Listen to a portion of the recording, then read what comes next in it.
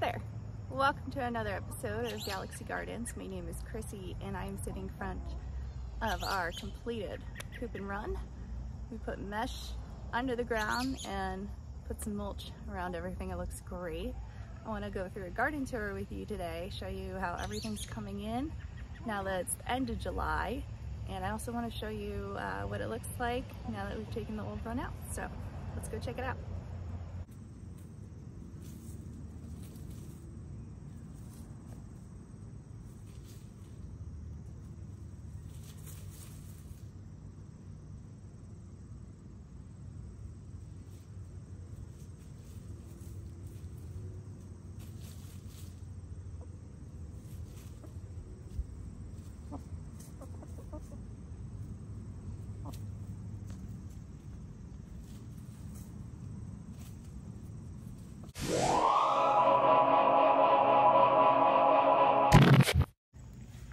Start off, this is all of our fencing that we have to deal with.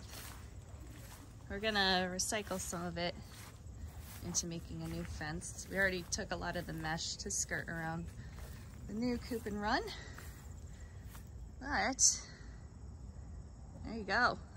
Look at that. So obviously we're gonna use this as another growing space. Woo, almost fell there. That's where the old coop was. You can thank Greg for all of this, and I do. He also cleaned up this whole fence. I'm gonna put a picture in here, so I'll take a pause for a second. That picture is what it looked like when we started taking it down. Yeah, everything's out. We'll probably move these lilies, although I'm sure they'll come back. As they do, they're resilient. We still have to get rid of all of that invasive vine, but it looks pretty good. I'm fighting the clock today because it's gonna rain again. We've been getting so much rain this year. So we're gonna focus primarily on what's growing in the back, but we also have a bunch of berries coming in. We still need to put a couple blackberry trellises up, but I just put a bunch of squash in here, so that'll be nice. Before I started this, I went and picked some raspberries and blueberries. Blueberries are doing great. A blackberry is also doing awesome. I have to go and pick some berries right here. Look at that. Now with blackberries, I find that they're a little bit sour right when I pick them. That one's a little underripe. But even the super ripe ones, oh, let's get that in focus. Even the super ripe ones, I feel like can be a little sour right off the plant. So let me grab all these. I just leave them for a couple days and they do fine. Same thing with strawberries. They're a little sour. Seem on your counter for a day or so and they sweeten up. Not too many for now. The rest of them will come in the next couple of weeks. But it's a good start. This will all probably go in the freezer. But let's check out everything in there. And I know it looks messy. I really gotta take a weed whacker in here. You can just see everything coming out. And I'm not using the mulch for that, but we have a lot of cool things coming in, especially the cabbages. Our potatoes in here are almost ready to harvest. We have tons of green tomatoes coming in. But these cabbages are doing fantastic. These are the mermaid's tail. Yes, these are the same variety. You can see definitely expressing that differently. I did pick a cabbage the other day over here. It's an early Jersey Wakefield. First time I ever actually got one. And I'm gonna see if it'll grow more heads. But these look great. Given all the rain, it's a good cabbage here. So this one's getting ready to harvest. It's very firm, but these upper leaves you can see still need to tighten up a little bit. So I'll probably be ready in a couple weeks.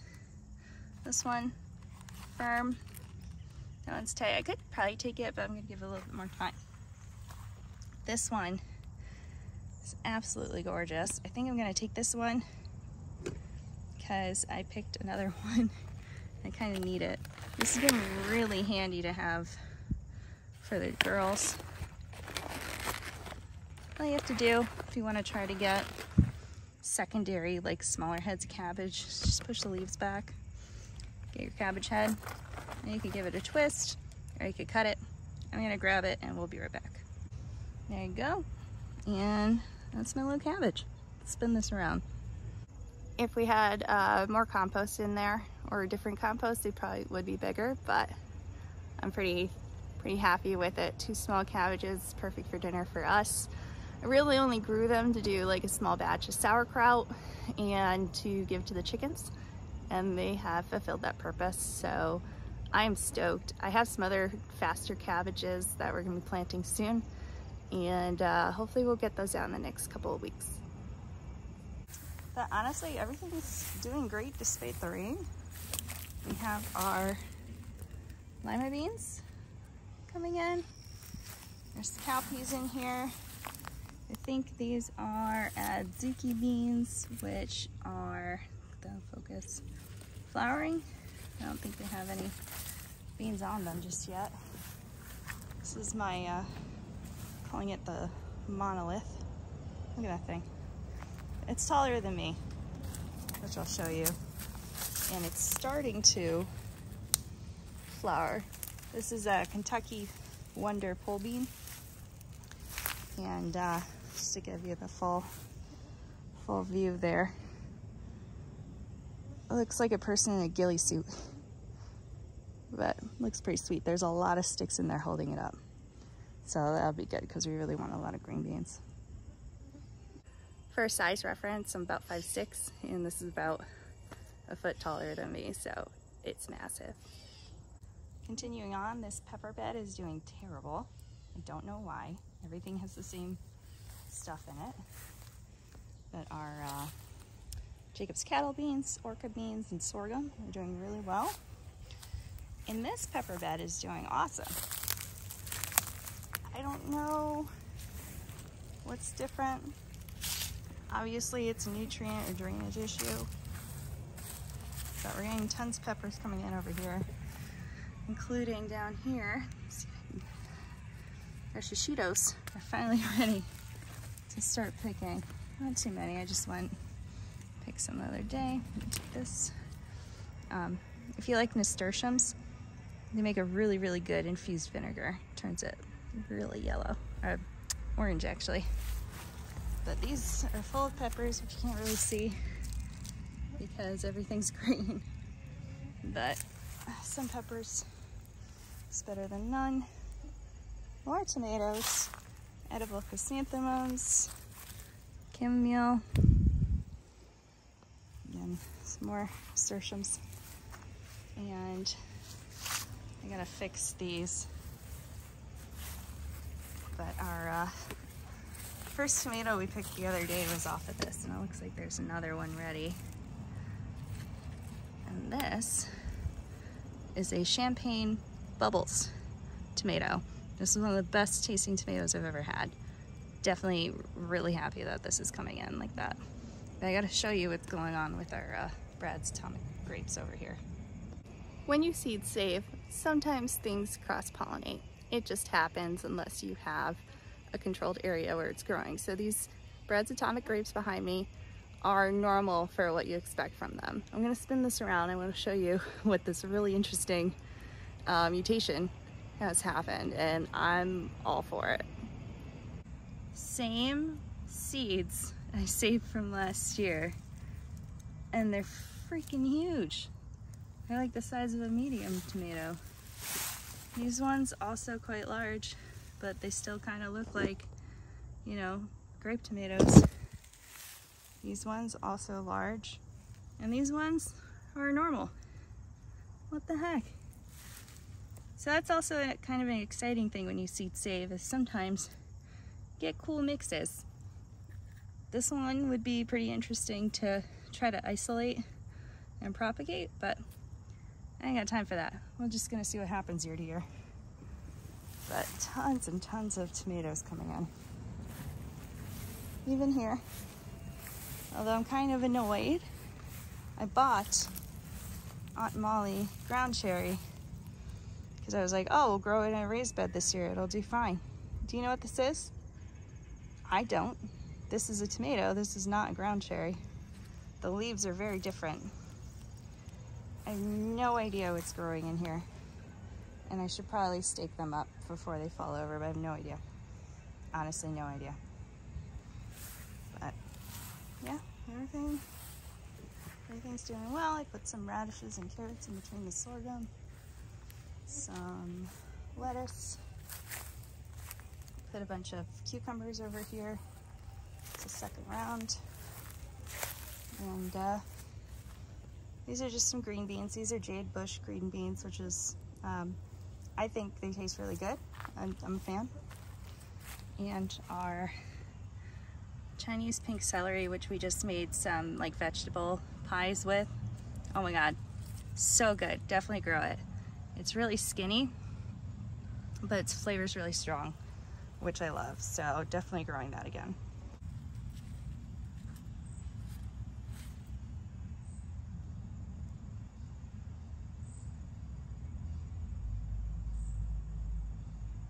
Before I forget, I want to show you how our Jersey Devils are doing this year.